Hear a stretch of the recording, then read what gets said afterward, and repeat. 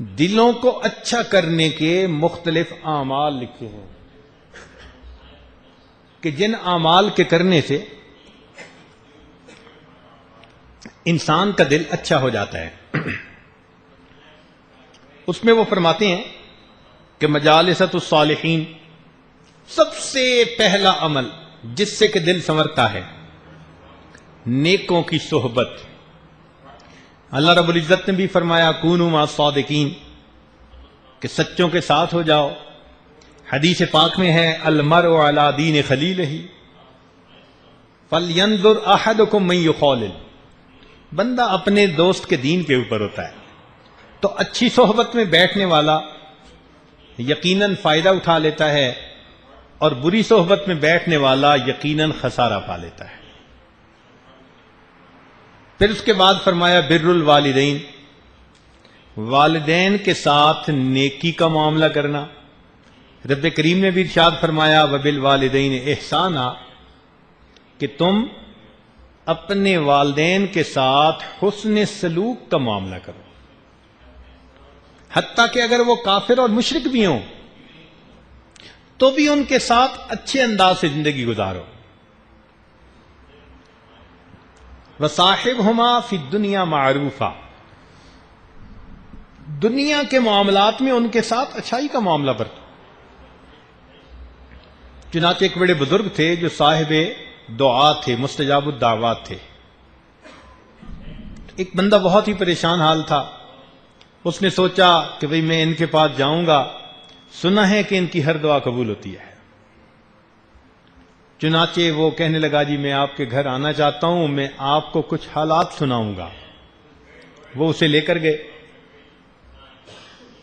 جب وہاں گئے تو اس نے دیکھا کہ ان کے گھر کے اندر 2 سور بندھے ہوئے ہیں.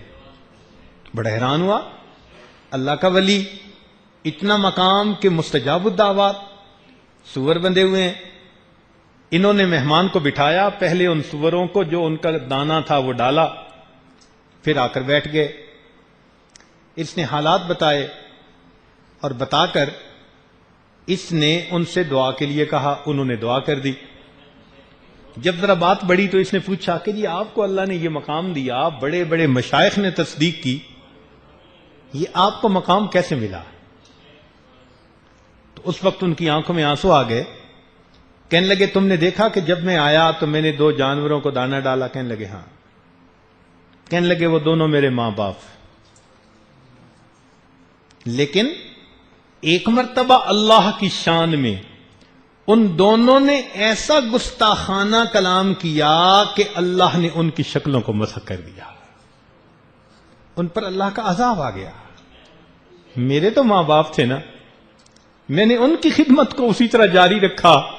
اللہ نے ان کی خدمت کے صدقے مجھے مستجاب الدعوات بنا دیا. آج کل کے نوجوان اپنے ماں باپ کو کچھ سمجھتے ہی نہیں ہیں.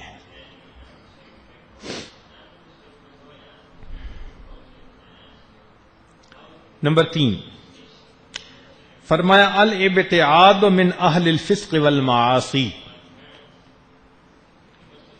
الابتعاد عن اہل الفسق والمعاصی فسق و فجور والے جو لوگ ہوتے ہیں ان سے الگ رہنا. اور یہ تو ہم روز اللہ سے وعدہ بھی کرتے ہیں. روز اللہ سے وعدہ کرتے ہیں اور مزے کی بات باوضو ہو کر وعدہ کرتے ہیں. اور بھی عجیب بات مسجد میں کھڑے ہو کر وعدہ کرتے ہیں. اور بھی عجیب بات حالت نماز میں وعدہ کرتے ہیں. روز وعدہ کرتے ہیں. وتر میں کون سی دعا پڑھتے ہیں؟ وَنَخْلَعُ وَنَتْرُكُ مَن يَفْجُرُكَ. اور صبح انہی کے ساتھ دوستی کر رہے ہوتے ہیں. یہ بروں کی دوستی بندے کو بالآخر ڈبو کے رہتی ہے. صحبت صالح ترا صالح کند صحبت طالع ترا طالع کند.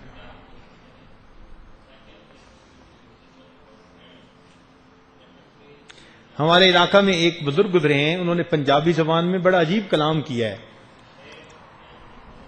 سلطان العارفین ان کا نام. ان کا لقب تھا باہو، وہ اپنا لقب کرتے تھے شاعری میں.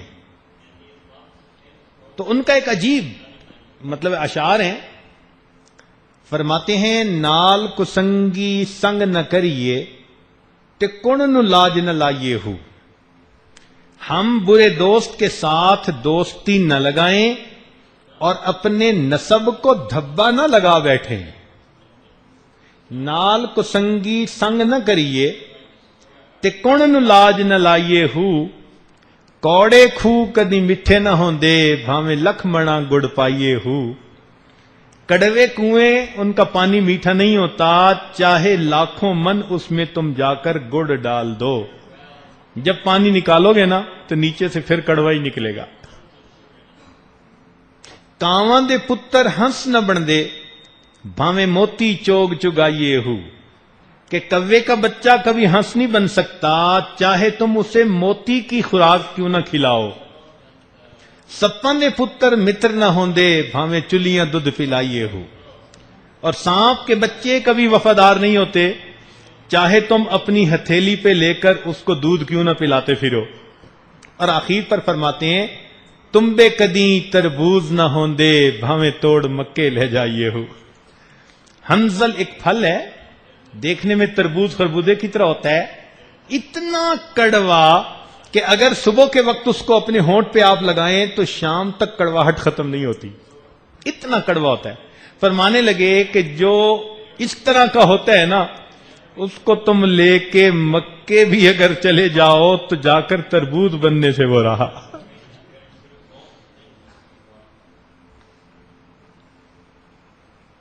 تو ان کے ساتھ اگر تو دعوت کا تعلق ہے پھر تو شریعت اس پر ثواب دے گی، ان کو اللہ کی طرف بلاؤ.